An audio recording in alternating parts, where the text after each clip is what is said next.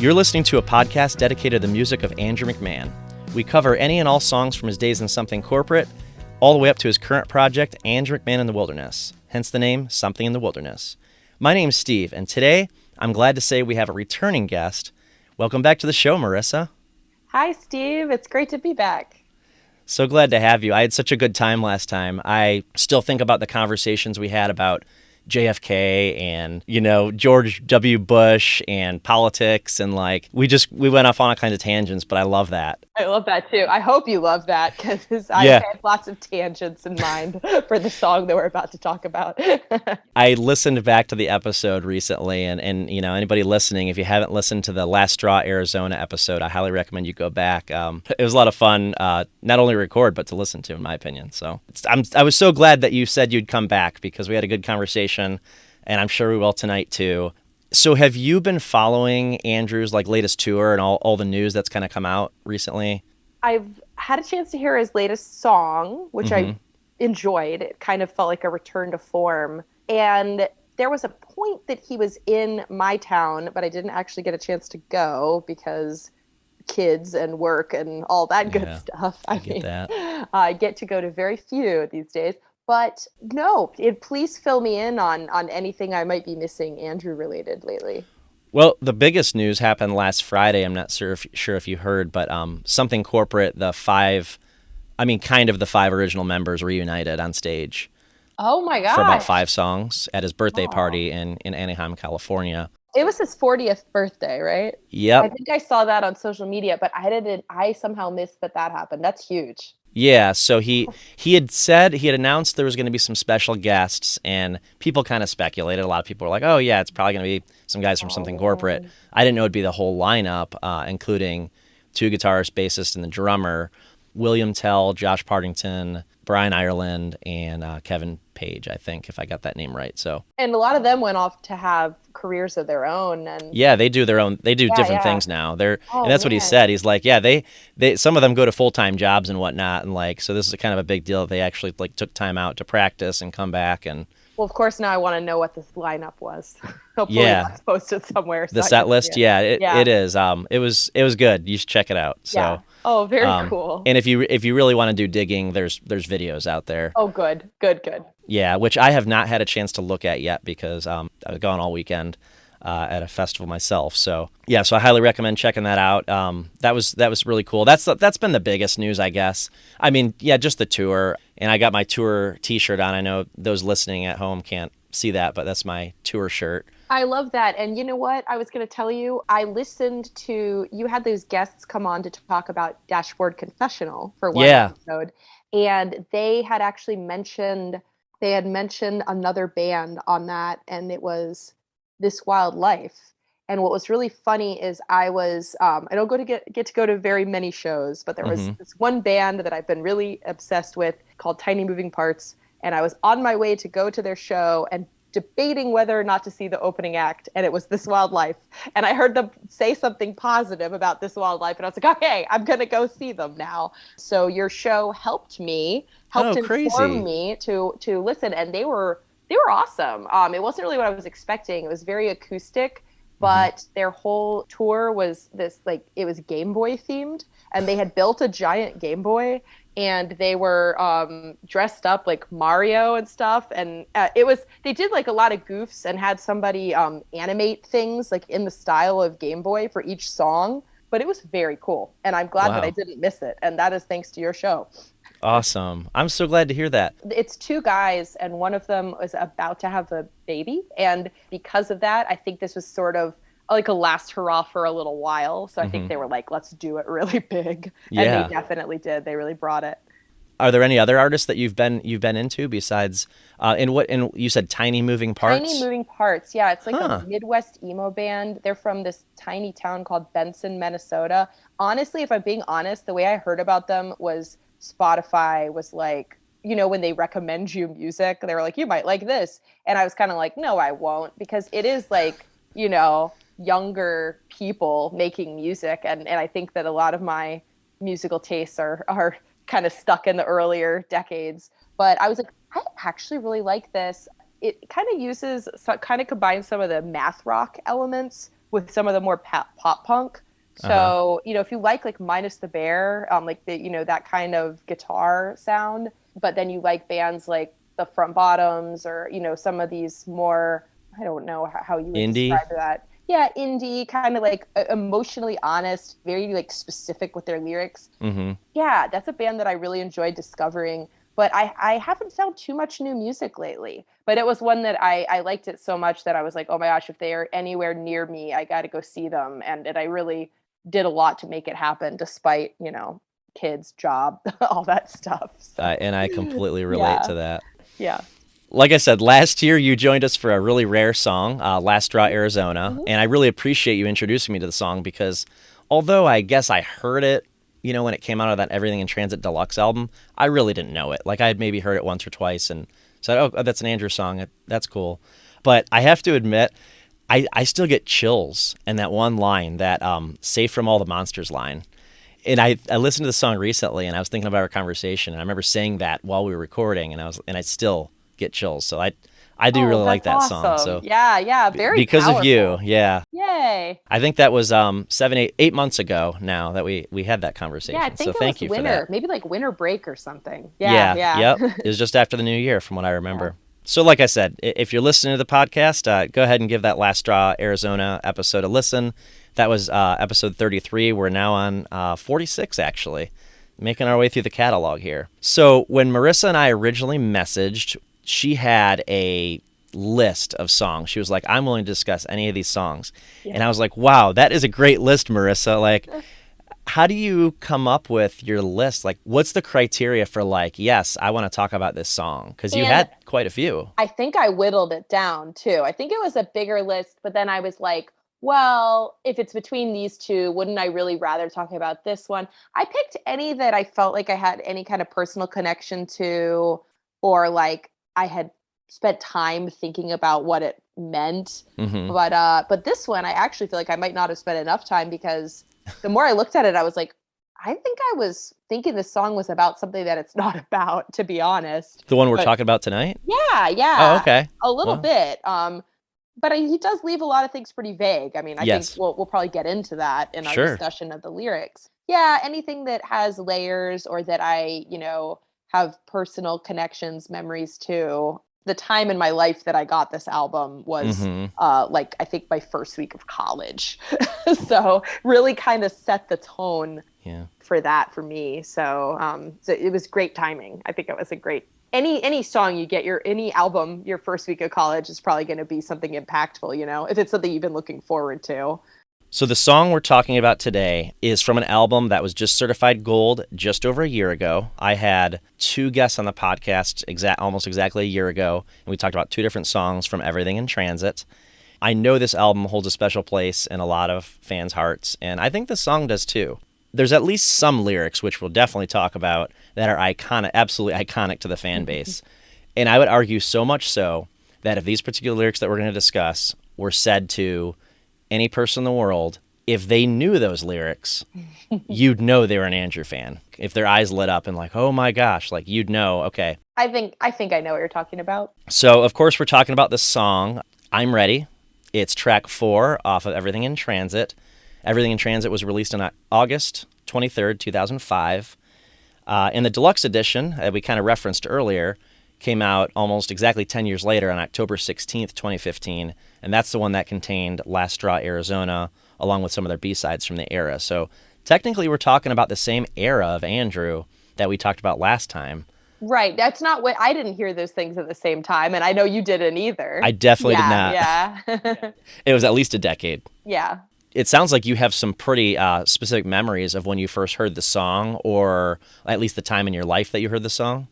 Well, I really wish that I remembered if it was one of the ones. Before I went to college, I went on this beach trip with my boyfriend at the time and his family. And driving up to the beach, it was just me and him, and he had downloaded some illegally. It always comes back to this, Steve. Oh, yeah. Like if I get arrested, it's your This fault. sounds familiar. Wait a second. Yeah. He didn't. He downloaded it, not me. Now, he didn't get in trouble with the law, did he? No, that was somebody from my high school. Yeah. Yeah, you remember. Yeah. There were a couple that I got to hear before it came out. I Okay. don't think that it was that one. I think I know Kill the Messenger was one of them. Yes. Okay. It Mm-hmm. would have been probably, and I'm Uh-huh. just guessing. I think it was Holiday from Real was the other one they Sure, released ahead of time. yeah, absolutely. But like I think that you know how you can like kind of sketchily get things before they Yeah. actually came out. There was at least one other one. Okay. I almost feel like it was MFEO, Made for Each Other, but I don't know if my brain, you know how your brain like is like, I remember listening to that song while I was doing this, but it's not. Your brain is just like you remembering a different Tricking you. beach trip or something like that. So Totally. yeah, but I definitely got to hear a couple ahead of time. I very distinctly remember, you know, walking to buy the album, which I Hmm. really did do, and like, you know, listening to it in my dorm and you know, having it on my iPod, walking around campus listening to it, and Yep. a lot of my friends like just glommed right on, and we all were like, oh, iconic, you know? Yes. Yeah. Yeah. I remember buying the album as well, and what car I was driving when I was listening to it on my way back to where I lived. I don't remember exactly when I heard this particular track, but I do remember kind of that time in my life. I remember, like, I can envision all the people I was hanging out with, the places we were hanging out normally, Yeah, me where I too. was working at the time, which was really random. Where were you working? I was an assistant manager at Chuck E. Cheese's. It No. was yeah, it was yeah. I never want to return to that You world probably have again. some horror stories. I do. I have some. I still have some battle scars from that. Not Nightmares about not animatronics. physical, but you know. Yeah. Yeah, it was rough. So, yeah, very briefly after college, it was hard to find a teaching job, and so I was substitute teaching on the side. I was gonna say, And tell me about it yeah, because yeah. when I So graduated, same story. yeah, Yeah, this yeah, was 2005. yeah, There weren't teaching jobs, at least in the Midwest. Doesn't sound like yeah, there were where you lived either. yeah. And so I substitute taught, and then I did that at night. But it turned into a full-time gig, and then I did that until I moved down to the DC area Wow. and taught there for 3 years. So I remember I was working there because some of the kids, I'll say kids, they were like 5 years younger than me, but they were into something corporate. So I was like, oh, have you checked out his new stuff like Jack's Mannequin? So, but they weren't as into it. They were more of the like emo, pop punk rock type of kids. So they were like, oh, it's too pop for me. So Are you telling me that the people who work at Chuck E. Cheese were emo kids? Is that what you're I telling am. me? Yes, some of them. Why? Some It's of the them. happiest place on earth. No, I'm just Yeah, kidding. that's true. Now I see the connection you're making. Yes. Oh man. So speaking about everything in transit in general, in an interview with Nylon, Andrew had this to say: "There's some hard history in there for sure, and some things that were tricky, but it was also a bizarrely joyful time and a really creative and exciting time to be making music and to be in the world. There was so much happening in my life with something corporate, and I was just traveling like crazy."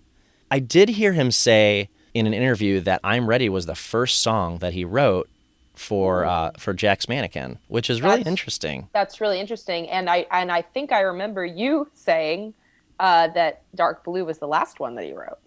Yeah, that's the last song I know that was added to the album. I'm not sure, but Oh, it may okay. have been. Yeah, that would line up. I mean, if he was kind of Yeah. still, because I think it was one of those things where he was still writing, and they were like, "Yeah, that's a keeper. We're Hmm. putting that on it." So that does make sense. Oh, it's the first one he wrote. That's really interesting to think about. Hmm. Yeah, It sets the tone for sure. I mean, yeah, yeah. and it could have been, if you think about it, if he's still in something corporate, or maybe I don't know what the status Hmm. of they were in at the moment he wrote the song.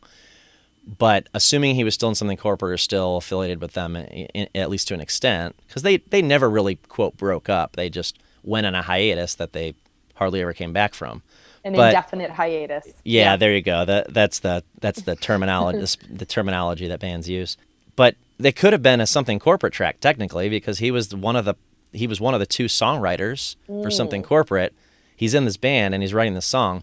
But I also get the impression that he had it in his mind that he was going to do something else with these songs.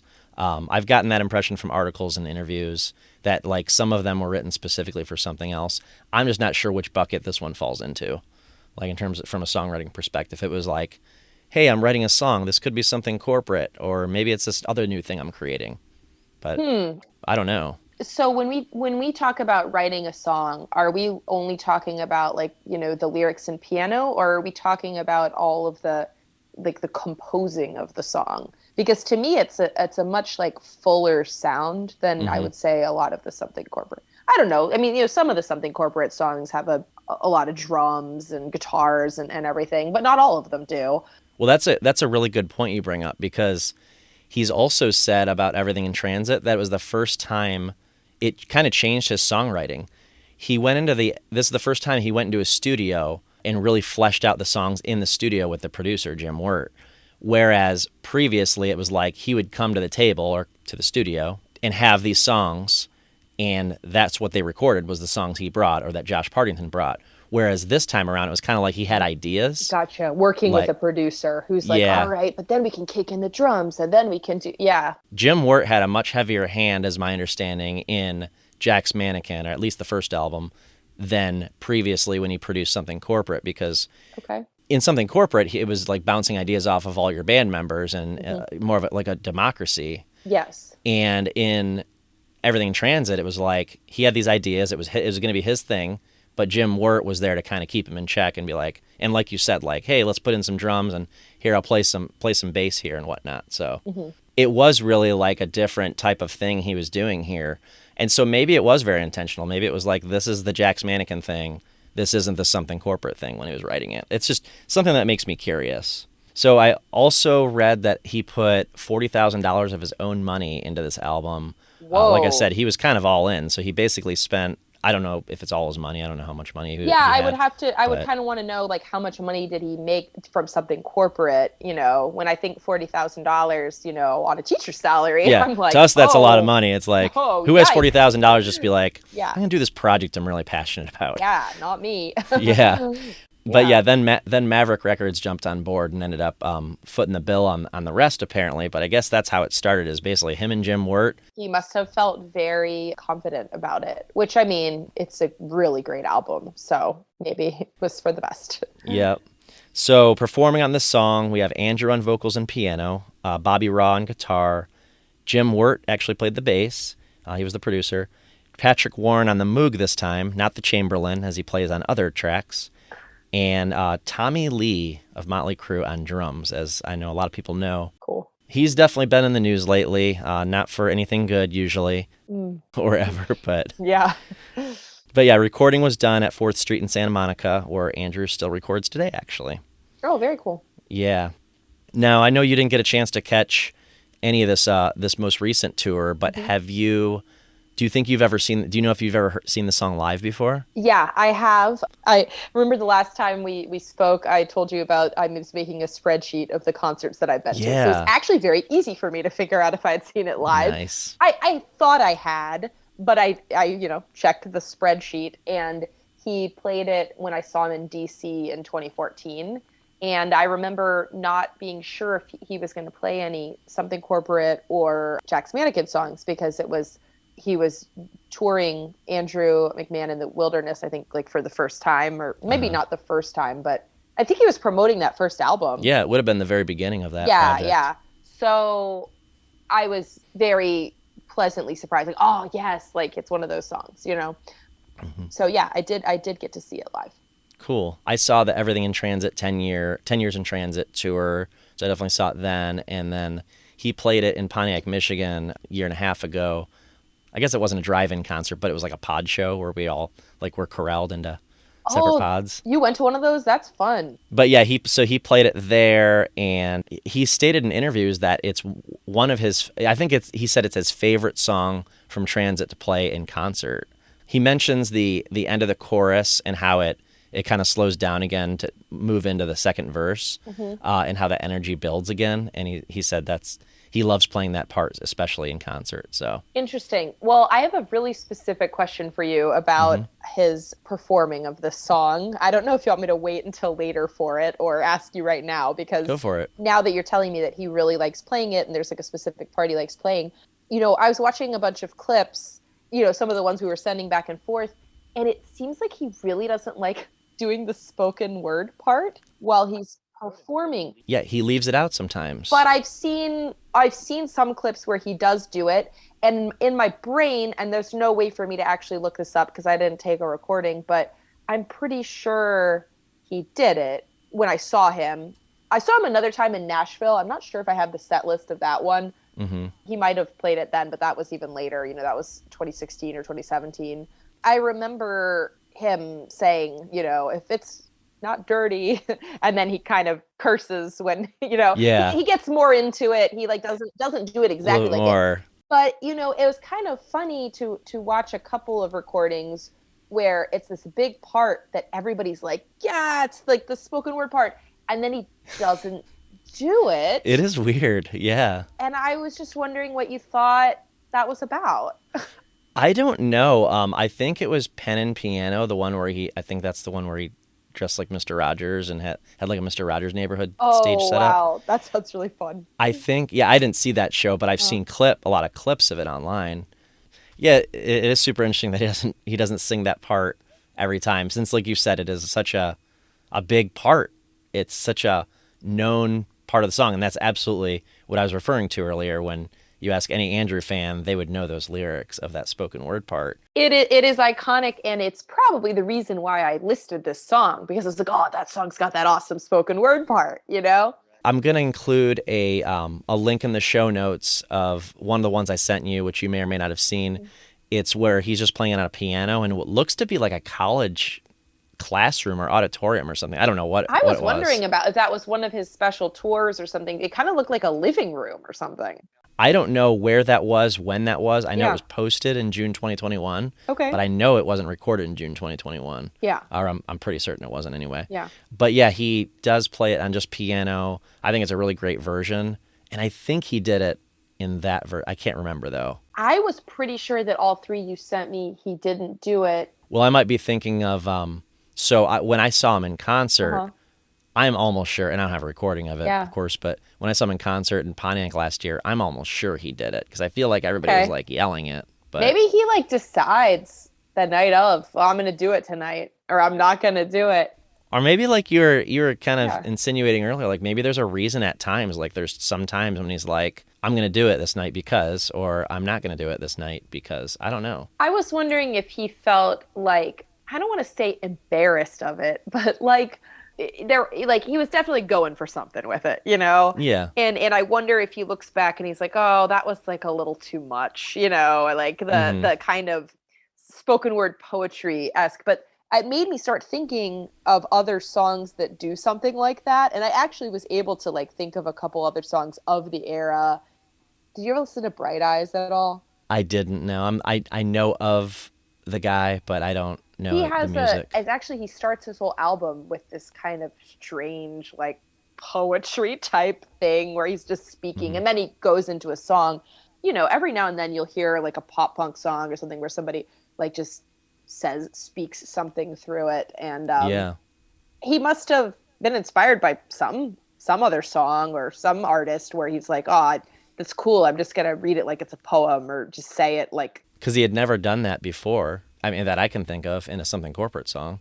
Or maybe he hasn't done it. I'm trying to think if he's done it since, but you would probably know more than me. I would argue he has. Oh, okay. Yeah, but it's debatable. That's why I said it that way. That's probably the wrong way to say it, but like, it's debatable whether he has. Whether Is what you'd I meant. count it as Whether yeah, you, yeah, it's yeah. debatable whether you'd count this one. Brooklyn, You're Killing Me.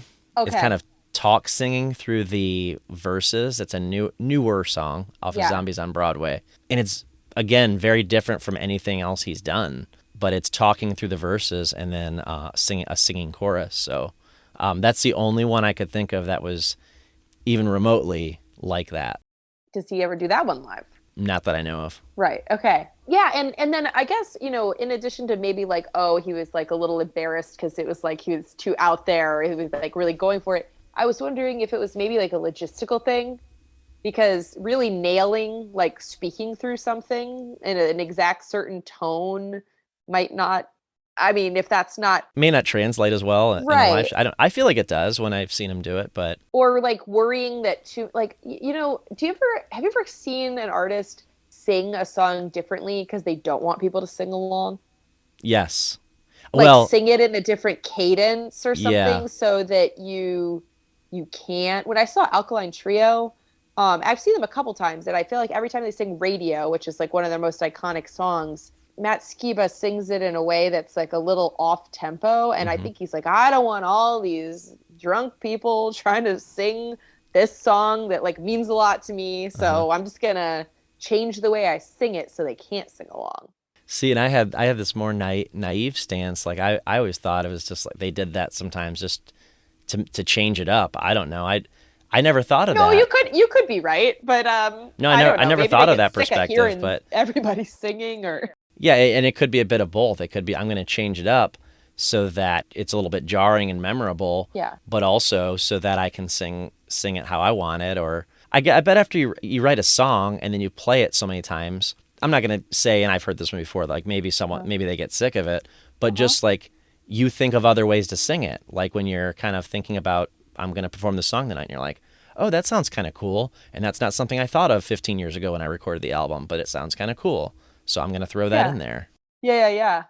So there could be all It's kinds of weird though. reasons, but yeah, I never thought of that. I mean, maybe I guess there's a certain atmosphere for those lines, and maybe other atmospheres that maybe not for those particular lines. I don't know. That's funny. Maybe he's like, "Oh, I'm in New York, so I'm not gonna sing it, but Yeah, I'm in DC, and I am gonna sing." Like, yeah, like you said, like we've agreed on it. It's like iconic. So like why would you leave that part out? But like if you're gonna sing that song, you're gonna do the spoken word. That's how. If it were my song, I'd feel that way about it. But I don't know, and maybe that's why he doesn't do it as much. Maybe it has something to do with that. I don't know. So the song's been performed, according to Setlist FM, uh, 226 times in concert, and that's okay, broken up among, of course, Jack's Mannequin era, and then now Andrew Man in the Wilderness. Like I know he did it twice on this last tour, Hello Gone Days. He did it. I counted twice on the Three Pianos tour last fall, and then, like I said, he did it in Pontiac when I saw him last year. Aside, I mean, that's not a lot in all the touring he's done in the last couple of years to play it's that not one a song. single, but it's like I almost thought it could have been a. I mean, it definitely could have been a single, but I like forget that it wasn't a single. You know, I it's definitely, single like. yeah, I definitely put that in the mixtape in the same bucket, which is Yeah. why I get confused on which one was the. Well, I used to. I'm clear now after doing the research, but like I actually did get confused on which one was the single, because I never saw either of them as I never saw singles from Hmm. that era. Yeah. It's not to say I didn't listen to the radio. I did. I don't know if I ever heard that on the mixtape on the radio. But they had that that music video with Hillary Burton from One Tree Hill. Honestly, crazy, but I've never seen it. Oh man. Isn't that weird? I've never because Well, I love One Tree Hill so much that I've it'd be thought hard for me to miss it. my thought has been because I've thought about watching that video. I'm like, I'm gonna watch it when I do that song on You this should. show. You should. Okay. So I won't say anything Yeah, so about like it. I'm kind of saving it actually. You're not rude. It's not like you're spoiling the plot for Yeah. me or anything. It's just Uh-huh. no, it's just interesting. I've never seen that video, but I do. I used to get I'm Ready in the mixtape confused just in the way that they're a similar sound and which one was the single, which one people know. Uh-huh. But he does play the mixtape a whole A lot whole more in lot more. concert Yeah. So now you know. than I'm But you Ready. know what's so funny? I confuse I'm Ready with Bruised. To Oh me, they wow. sound, I mean, one comes right after the Hmm. other. You know, it's Bruised and then I'm Ready. And I keep being like, oh yeah, he says the thing about the in-flight radio. No, that's Bruised. You know, like I kind of think there's like some imagery and lines that are kind of similar, but also very different. So I've confused those two songs together. Do you remember the chart that I sent you, Steve? Yeah, I don't know what that meant. You got Oh, to okay, okay. is this where you're going to explain that? Because I can. when you Yeah. sent it to me, you were like, That's "Do my you want to know crazy ahead of brain, time though. with what this means?" Yeah. And I was like, "No, let's wait because I'm very interested in this list of songs and all the markings all over them." Yes. I'll have to pull it up on my phone. I'm going to look at it in the message you sent me so I can kind of Okay. follow along. I sent Steve like this cryptic thing where I had the track list and I put like S next to some of the songs and P next to some of the songs. Maybe I should explain what I misinterpreted about the song before I reveal what S and P mean to me. I kind of thought that this was, I feel like maybe I was only listening sort of surface level, but I thought it was like I'm ready to like be in a relationship and like take this next step with someone or something. Hmm. but upon further examination, it's a little vague, but I think it's a lot more in the direction of I'm ready to move on and not be in this relationship anymore. Mm-hmm. So, there's lots that you can read about that. And we know that there's like a real life love story that this is kind of based upon. And we know how it ended up. Yeah. Happy ending for everybody. So I gave him this track list, and it says S next to Holiday from Real, I'm Ready, La La La, and Miss Delaney. Mm-hmm. And then it says P next to the mixtape, Bruised, Dark Blue, and Kill the Messenger. I put Unsure next to Rescued because I think it's really how you interpret it. I mean, that's true of all these. Yeah. And then I said 10 is kind of giving like a resolution, like making a decision. So for me, S stood for single. Like these are single jams. These are songs about being single. Okay. And everything that being single includes is like dating and thinking about other people. And to me, that's like Miss Delaney is like a Tinder date or something that he went on, like a new person that he's interested in. So P was standing for like pining for that old relationship. Okay. I was wondering where you were going with that, single and P. I know. I don't know why I came up with pining, but it seemed like the best word for me because it's not like actually like you're being with the person, but it's like these songs are making me want to stay. And, So essentially it's celebrating being single versus the being upset about the relationship ending. Yeah, that's what I saw because that's part of why it's such a good album, I think, because you can interpret it either way. I mean, we know how it all ends, but you can listen to it and have it be your single anthem, like, oh, we can live like this is awesome. Or, you can listen to it because like, you're sad and you miss someone. I think it kind of goes both ways, like the way that a breakup kind of ebbs and flows. You feel really good about it one day and then you feel like totally broken up about it the next day. I feel like the album goes that way. And I sort of had to chart it out so I could see that it's not like all the single is in one part and all the pining is in another part. It's sort of like an undulating line.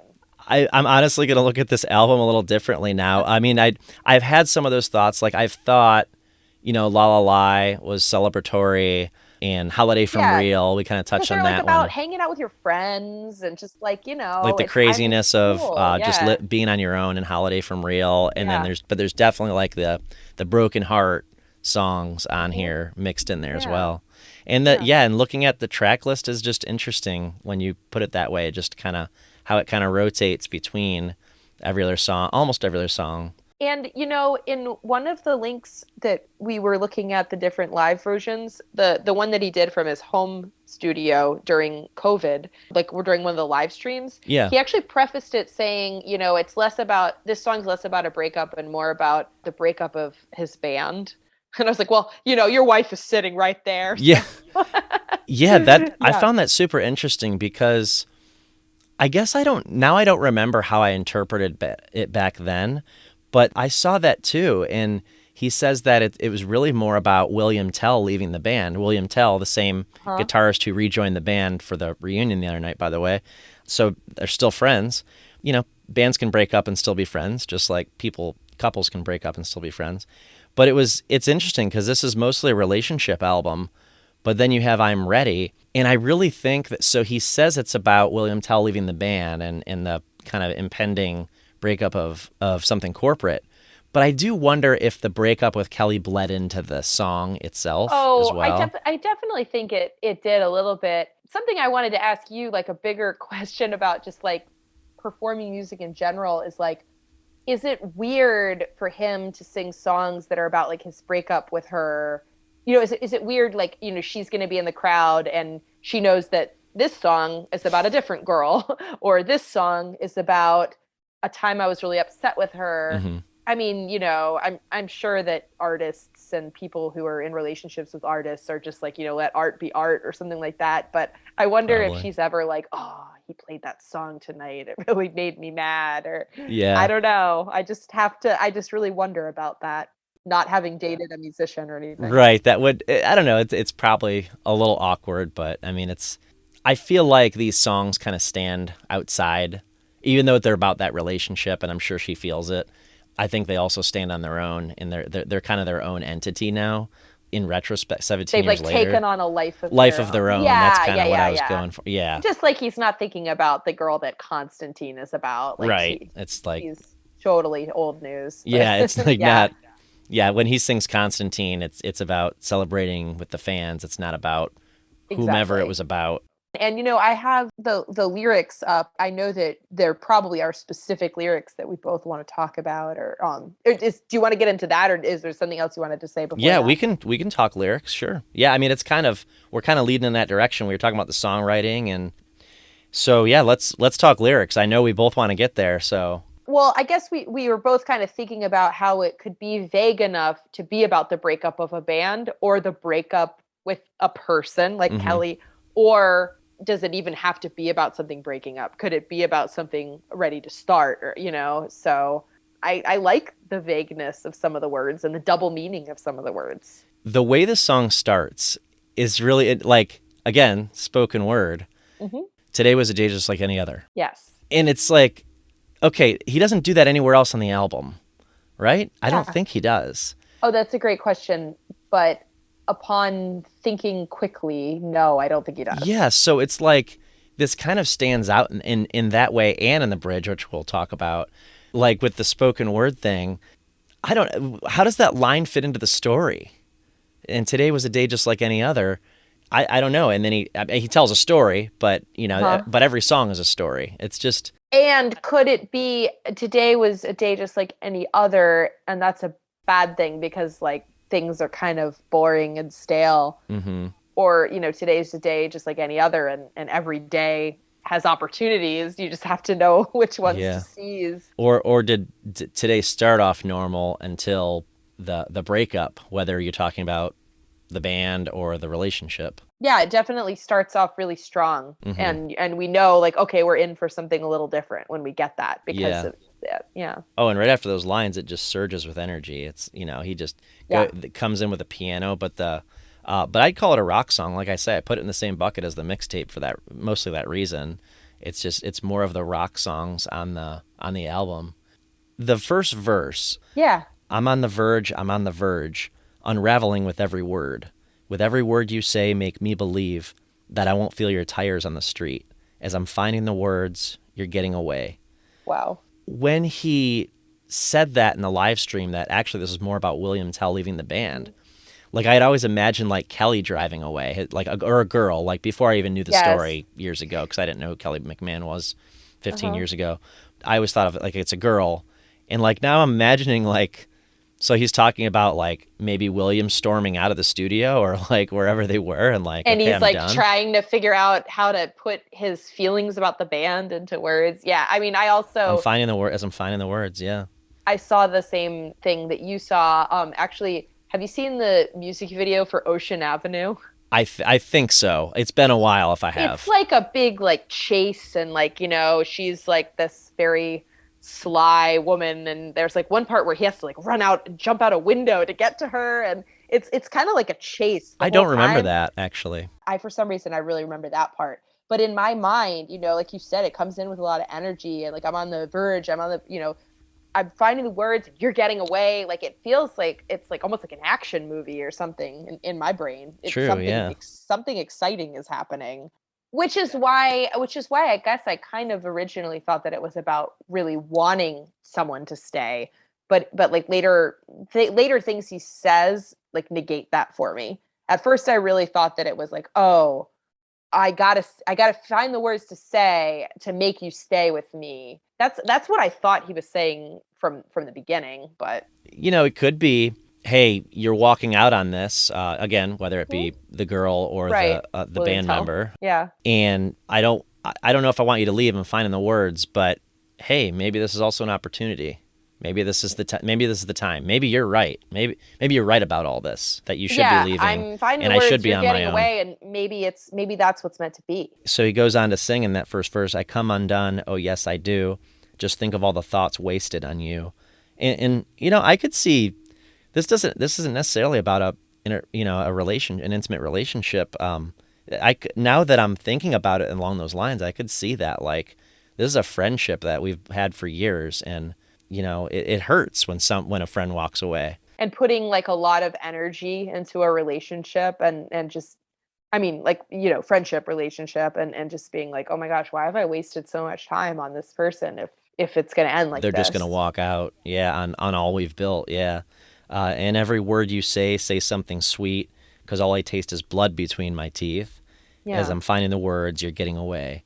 All I taste blood between my teeth insinuate that it's because he's biting his tongue and not saying the thing. That's a good point. That's a good call out. I Yeah. just wasn't sure. All Yeah. I taste, yeah. I don't know if it means it should be Bitter. sweet, but it's Yeah. bitter, or if he's biting his tongue. It's the English teacher in me. No, Yeah. I love that. I love your perspective. That's what Yeah. it's interesting to bounce these ideas off somebody. Reading it like it's Shakespeare or something. I'm sure Andrew would be very honored Yeah. if he heard you say that. So, Uh, but then after that, it's the chorus, right? Yeah. yeah, I'm ready. I'm ready to drop. I guess so. Around the time I heard the song, again, I don't remember the moment I heard it for the first time, but I remember the time of my life, Hmm. and I remember relating to this song. And this was one of my top. This was one of my jams, like Uh-huh. at that time. Yeah. I mean, I still love it, but it was really like top tier for me at the time, like constant rotation, always in the CD player. This song specifically, and I remember being in this time in my life when I worked this job that I didn't really want to have. It's not what I went to school for, Huh. and I just felt like I was kind of aimless. Like I was like that stereotypical like early 20s, like out of college, and like, now what? Now what am I doing? Like what am I Yes. supposed to be doing here? And then Yeah. and so these words resonated so much for me, and I didn't even know what they meant to him, but I know what they meant to me. Uh-huh. I'm ready to drop. I'm ready, so don't stop. I'm ready to keep pushing. And I just felt like I needed something different. I needed to go do my own thing and do something completely different than what I was doing. And so I ended up taking a job out of state. So I've mentioned on the podcast before that I moved to Hawaii for a little while, but this was after that. Uh-huh. So then I moved to Maryland, where I knew nobody again, and started all over once again. Took a teaching job and had the time of my life. Ended up meeting my wife. Aw. So it worked out really well. But like at that moment, I was just like, I need to go be on my own. You had some impulse within you that was like, all right, I'm ready. Like, Yeah. I'm ready to start my life, whatever that means. And I'm ready to drop all of this, and I'm gonna push and outside of my comfort zone and go somewhere else. So like yeah. that's one of the reasons, those lyrics right there is one of the reasons that this song meant so much to me at the time. And it's It was like an interesting. anthem for you. It really Yeah. was an anthem for my life at the time. Yeah. So even today I can see why it's, when I think of those songs that make up my life soundtrack, this song's on it. Oh, I love that. That's so Yeah. cool. Yeah. But I think that it's cool that you can relate to it. And maybe if it was more specific, it would be harder for you to relate to it. Because by saying, I'm ready to drop, you said like ready to drop everything. But drop could mean a lot of things. Like it Hmm. could be like, I'm ready to drop this call with my girlfriend who I'm in a long distance relationship with, or like I'm ready to drop out of something, or, like, and I just feel like I'm ready to drop. I'm ready to don't stop, keep pushing. I'm ready to fall in love, fall apart. Like Yeah. I think that the way that he kind of ended with a verb but didn't put an object after the verb Hmm. made it so vague that it could really be about being ready for just about anything. you know? I always took that line, again, probably just my own experience, like relating it to my own life. I took that as fail. I'm ready to fall. Like, I'm ready to fail. If it doesn't work, that's Uh-huh. okay. At least I Yeah. tried. And so I think if I remember correctly, it's hard to go back and think about what I thought of this song 17 years ago, 16 years ago, versus what I think about it now. Now after I've read articles and listened to interviews, but like Yeah. I think that's how I interpreted what he was saying back then as well. Like, this guy was in a pretty popular band, like at least in the genre, Oh and then he yeah. went off on his own and did his own thing. And he's read, hey, if this fails, at least I tried. At least I did something that I was passionate about. If that I felt like I had to do. Good thing that he did it. But I'm ready, so don't call. For me, that's kind of where I'm fairly confident that this is in my chart Hmm. a single song because I'm ready, so don't call. Like don't call me. I'm moving on, like do you know that song Green Light by Lorde?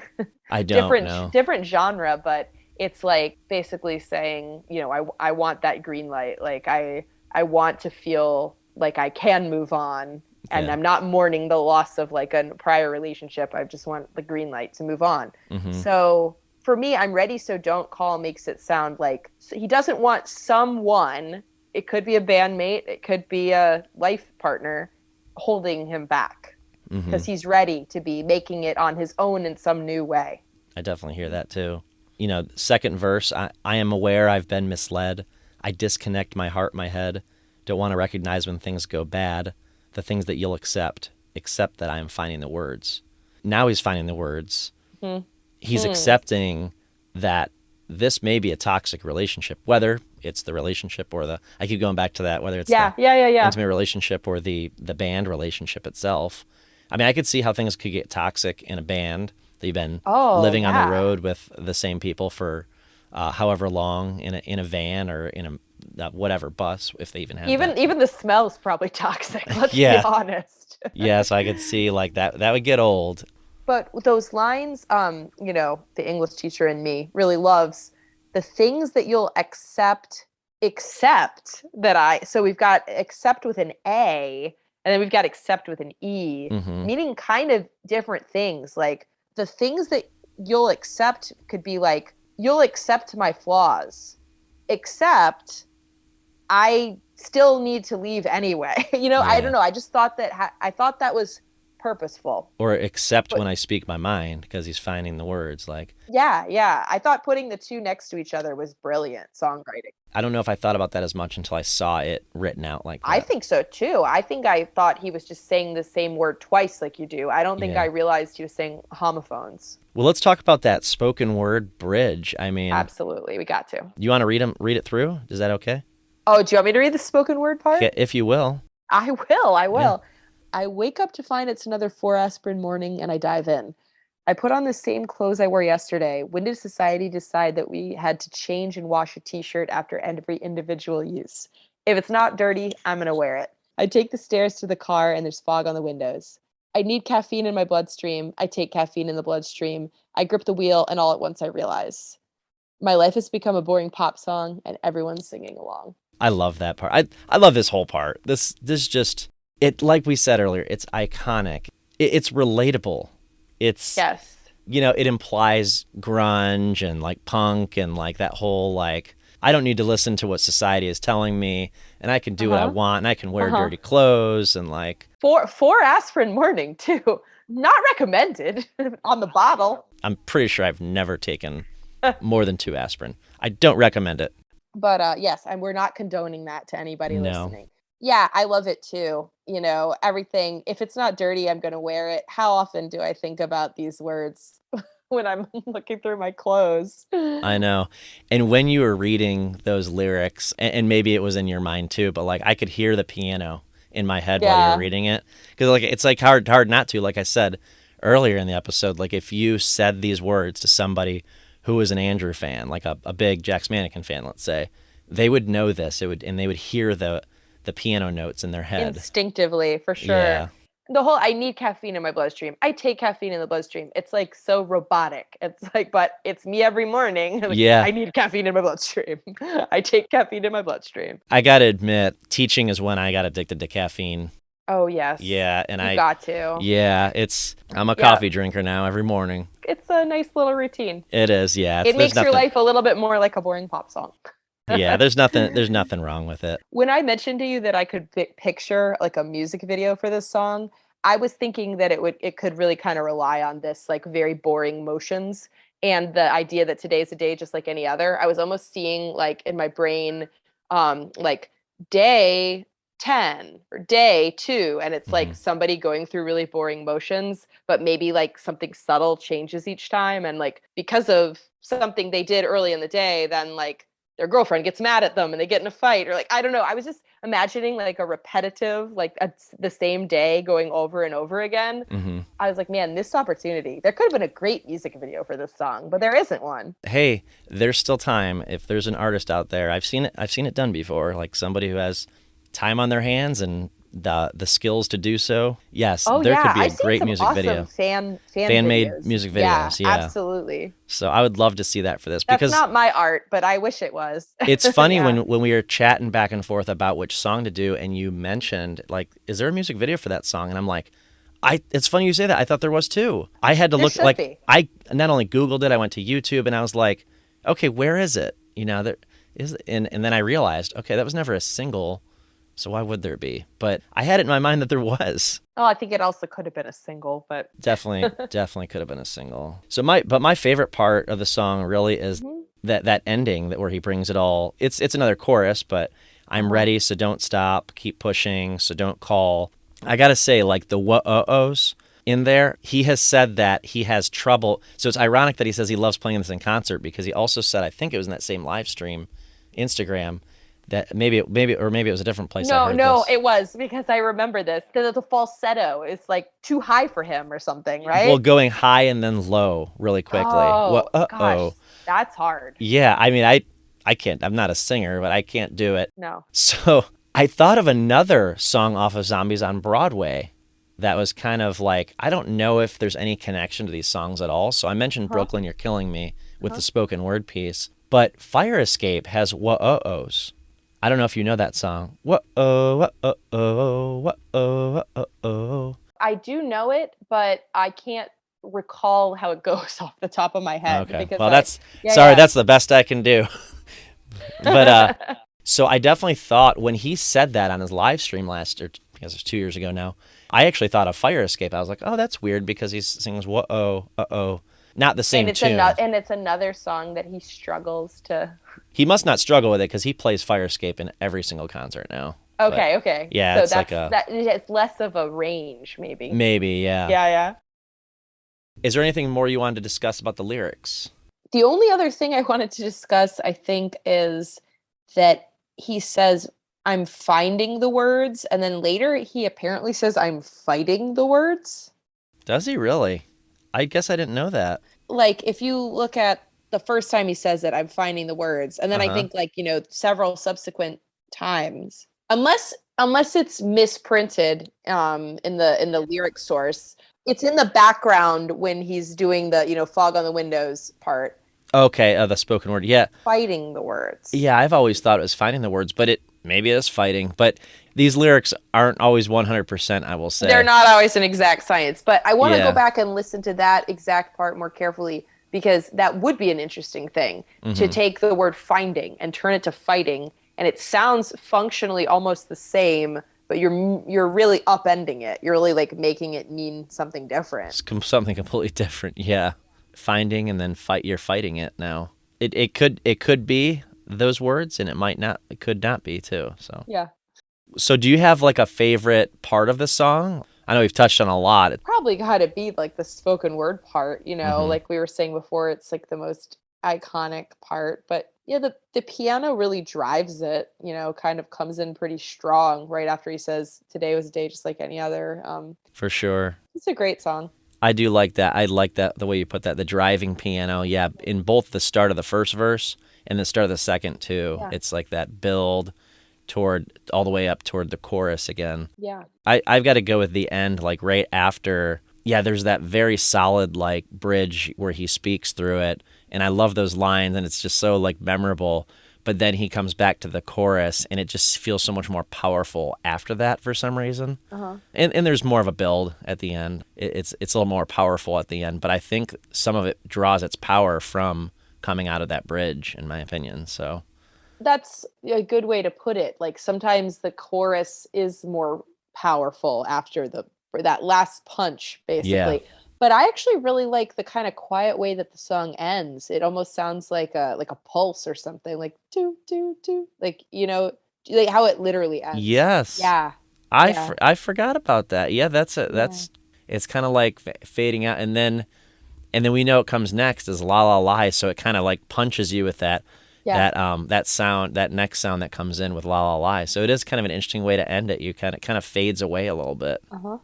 Well, do you have any final thoughts on the song in general? No, I mean, I just think it's interesting to think that a song can be interpreted in a lot of different ways, have different meanings to different people, but even seems like sort of different meanings to the person who wrote it It may too. have, yeah. Multiple layers.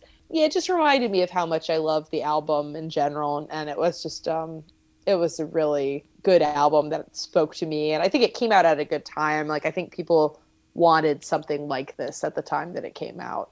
That's so crazy that you just said that because that's literally what I have written in my notes is No, that really? for myself, this Yeah. is exactly what I was looking for out of this artist at the time. It's like it was just different enough from to be something new from Andrew McMahon. And again, I kind of alluded to this earlier. I wasn't even familiar with the name Andrew McMahon very much at the time. Like it was the guy from Something Corporate. Let's face it. Right. Like at the time, it was like it's the guy from Something Corporate that sings and plays piano in Something Corporate, and now he's doing this new thing. But like that's what I was looking. So if there wasn't going to be another Something Corporate album, I was good with it because I'm ready, and the mixtape especially existed. Hmm. That's the sound I was looking for. Now I love the rest of the album, but that's the sound I was looking for. So it really worked. So kind of like what you said, it's like that's kind of what was on my mind is that this is what I needed at the time. Yeah. Last year, maybe 2 years ago now, I made a list on Spotify. I made a playlist of every Andrew McMahon song that's on Spotify. So all three of his bands and every little thing he's done here and there. But I called it Andrew in order, and I ranked every song in order. I was surprised. I went back to it because I thought this was near the top. This one I ranked number 2 of all time. Wow. And I now I'm wondering if you've ever had an episode where you said what your number one was. I don't know if I directly said it, I but think I think I can guess what it was based okay. on that. Can I say it right Yeah, now? yeah, say it. Was it As You Sleep? It is. Oh Yeah, wow. yeah, Oh, I'm yeah. so I thought impressed you remember that. yeah, I love that episode where you were talking about, I don't know if it's too meta to talk about an episode on another episode, Totally but cool. your time in Hawaii and everything. I thought that was so cool. That's a beautiful song. I love that song. Yeah. It's probably not my number one, but I think Hmm. that's cool that it is yours. Yeah. Yeah, it's amazing how music can take you back to a time and place, and I think I may have talked about that in an episode. I don't remember, but Uh, but that's what both those songs do for me. And yeah. they're slightly different times and places, but definitely like captures a moment in my like I said, life soundtrack type of song. So Yeah, that's awesome. I don't have that exact of a science that you do with the ranking every song ever, but I said I know it's top 10. yeah, Maybe I could even say it's top 5, but yeah, I don't even know what would be number 1. It's hard for yeah, me because it.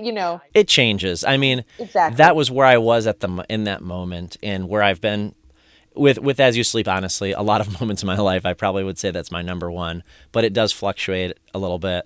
I'm ready. I was surprised that I had it at number 2, and again, this was like a year, maybe a year and a half. I don't remember when it was, but I think it was almost exactly a year ago, actually.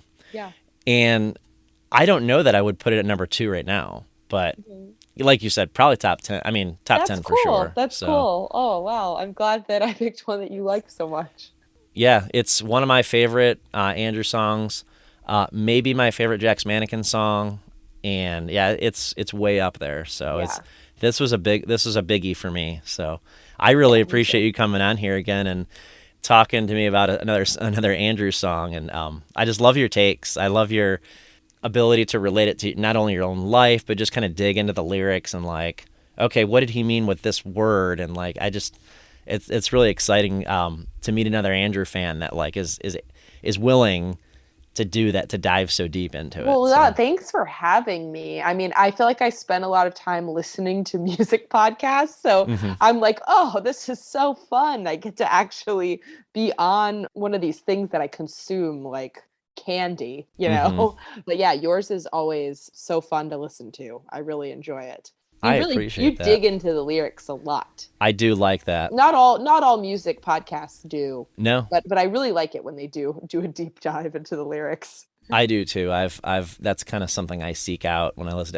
I also listen to a lot of music podcasts, as you can Yeah. imagine, and I look for that same thing. So that's But yeah, again, thanks so much for being on here. Had a lot of fun as always. And yeah, if anyone else listening wants to follow Marissa's footsteps, feel free to reach out. And it's been fun. This is a lot of fun to meet with different people. What a cool way to connect with other people. Yeah, hear different perspectives. And absolutely. So. Well, thanks so much for having me. Yeah, thanks. Well, and today was a day just like any other.